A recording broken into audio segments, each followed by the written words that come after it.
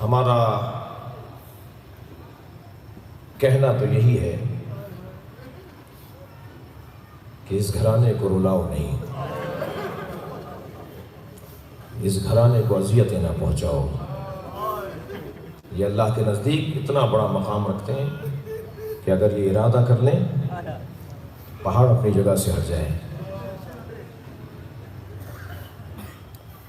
زیارت نامہ امیر المومنین کا ضرور پڑھیے گا، اس میں مولا کے زیارت نامے میں ایک جملہ قابل غور ہے: السلام علیکہ اول مظلوم، سلام ہو یا علی آپ پر جو پہلا مظلوم ہے، سلام ہو اس علی پر جو سب سے بڑا مظلوم ہے۔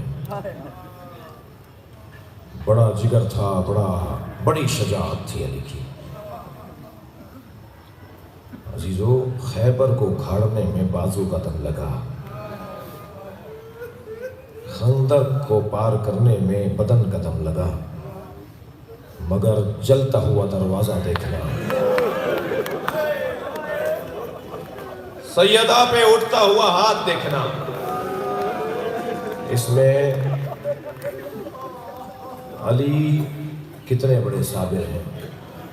کہتے ہیں شیر خدا، اور شیر خدا کے ہوتے ہوئے کیسے ہو سکتا تھا؟ مولا شیر خدا ہے، صرف شیر نہیں ہے، یہ اللہ کے شیر ہیں، اسد اللہ ہیں۔ اسد اللہ کا مطلب یہ ہے کہ جو اللہ چاہے گا تو اپنی طاقت استعمال کریں گے، اپنی ذات کے لیے طاقت تو استعمال نہیں کریں گے۔ 4 علی ہیں ائمہ اہل بیت میں، ایک پہلا علی مولا علی، ایک علی زین العابدین، ایک علی رضا علیہ السلام، ایک علی نقی علیہ السلام۔ 4 علی ہیں ائمہ اہل بیت میں، چاروں علیوں کے گھروں کو جلایا گیا۔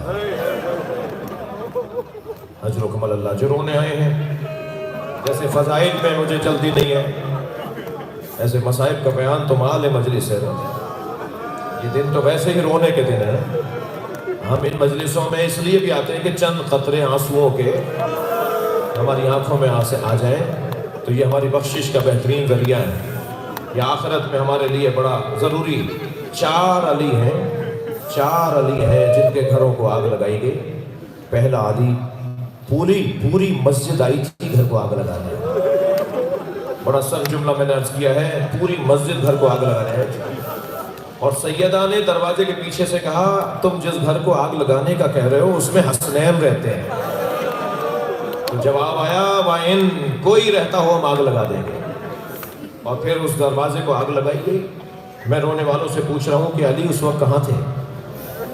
یہ بچہ پوچھ سکتا ہے نا، یہ جوان پوچھ سکتا ہے کہ جب بی بی پہ دروازہ جلتا گر رہا تھا تو مولا کہاں تھے؟ سنو، علی کو پہچانو، علی کو جانو، علی وہیں تھے اور دیکھ رہے تھے۔ کوئی کہے گا یہ کیسے ممکن ہے؟ یہ کیسے ممکن ہے؟ نبی کی رحلت ہو رہی ہے، میرے مولا نبی نے مولا علی کا ہاتھ پکڑا ہوا ہے، اور آخری جملوں میں یہ جملہ کہا مجھ سے عہد کرو میرے بعد تمہاری زہرا پہ ہاتھ اٹھایا جائے گا، تم تلوار نہیں اٹھاؤ گے۔ آیت اللہ علی قرآنی لکھتے ہیں کہ علی کی آنکھوں میں آنسو آ گئے، اس لیے کہ غیرت مند ترین وجود ہے علی کا۔ فرمایا اللہ کا رسول اگر مجھ سے عہد لے رہا ہے تو میں اپنے عہد پر کار فرما رہوں گا، میں تلوار نہیں اٹھاؤں گا۔ پھر ایک جگہ فرمایا کہ اگر میں نے نبی سے عہد نہ کیا ہوتا تو مدینے کی گلیوں کو خون سے رنگین کر دیتا۔ کتنا بڑا جگر ہے، سنیں گے؟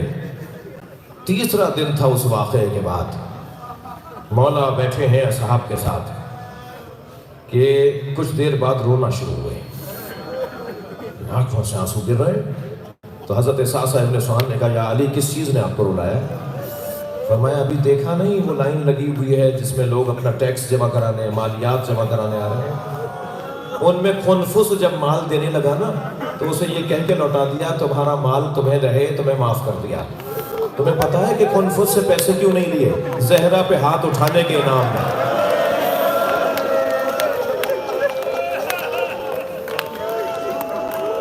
اجرکم اللہ، اجرکم اللہ۔ آپ کی آوازیں بلند ہیں، تکلف کر کے نہ روئیے گا۔ ایام عزا ہیں، مولا امیر المومنین کی شہادت کے ایام ہیں۔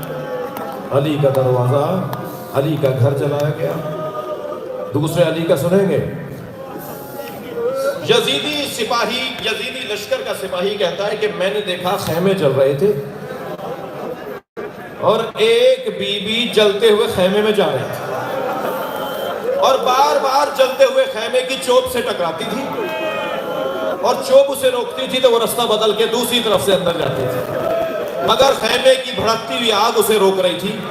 تو میں یہ سمجھا شاید کسی ظالم نے اس کے سر پہ کوئی نیزہ مارا ہے اور چوٹ لگنے سے اس کی آنکھوں کا نور چلا گیا ہے، اسے نظر نہیں آ رہا کہ آگے آگ جل رہی ہے۔